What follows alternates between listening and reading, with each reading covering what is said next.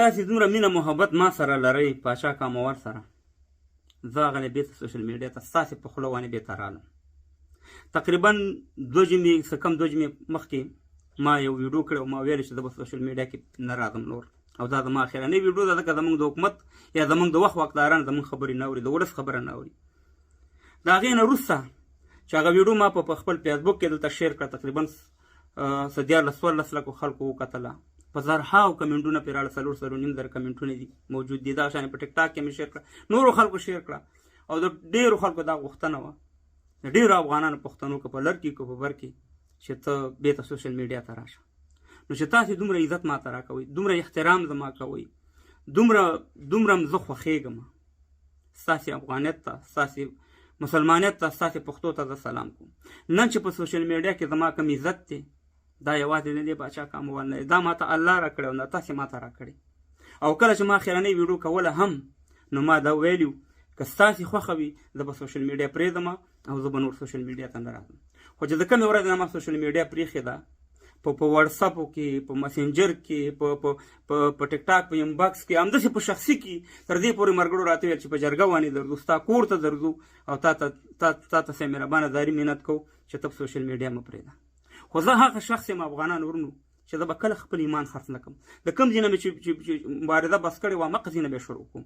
زه هېڅکله یو سیټ نه الم، دا خبره صفا کوم، زه هېڅکله خپل ضمیر نه خرڅوم. خلک دې کوشش نه کوي چې زما ضمیر یا زما مبارزه په بیه باندې واخلي. زه همیشه د ملت سره ولاړ یم، زه همیشه د افغانستان ملي ګټو ته ژمن یم. زه هېڅکله د یو قصه کې نه یم. تاسې کتلي په جمهوریت کې هم په جمهوریت باندې به مې نیوکې کولې، په طالب باندې به مې کولې، ځکه زما غوښتنه د دواړو نه دا وه چې مشترکه حکومت جوړ کړي، د افغانستان جوړ کړي، د افغانستان سره مه ورانوئ. زموږ طالب سره څه دغه دښمني ده سره، خو دا نیوکې چې کولې او مهربانه موږ ته به یې زور راکړو چې ولې جنګ کوئ، ولې سره یو بل سره وژنئ. زموږ خو شخصي که د باچا کامور شخصي دغه وي، خو دا زه اوس د وطن ته تللی یم، زما یې څومره عزت وکړو.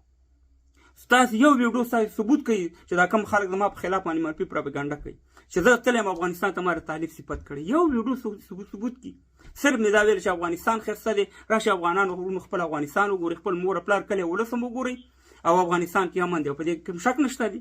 د دې نه علاوه ما کومه خبره کړې ده، مګر ما لابهګیري طالب ته ونه کړه چې زه دلته راشم صاحب مهربانه چهار او ماښام ورته ویم چې اسلامي امارات خوله ورته پسته او راپسته کړم. زه د 2020 مسلمان نه یم، الحمدلله زه په پلار نیکه باندې مسلمان یم، در د طالبانو چې دا نظام نه راغلی هم مسلمان یم.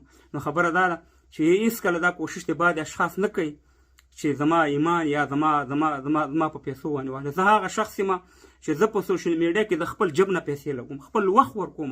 دا 2 جمعې څه کم 2 جمعې چې سوشل میډیا نه خوم، ته یقین وکړه چې خپل کاروبار ته مې، خپل ژوند ته مې مخه وه.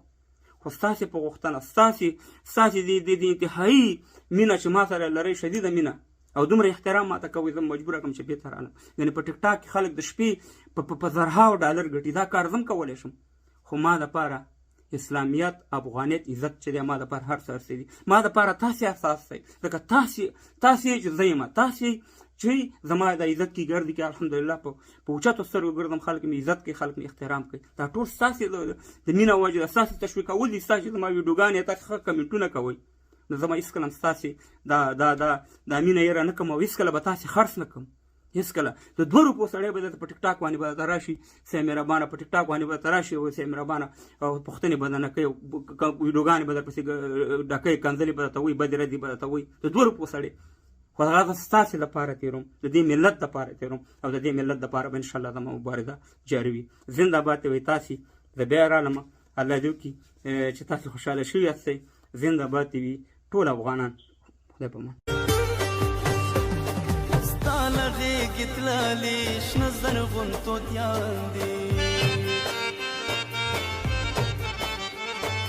یقند او نباته ټول دې په ارمان دي، یقند او نباته ټول دې په ارمان دي. ته په ټولو ګرانې دوی هم په تا ګران دي،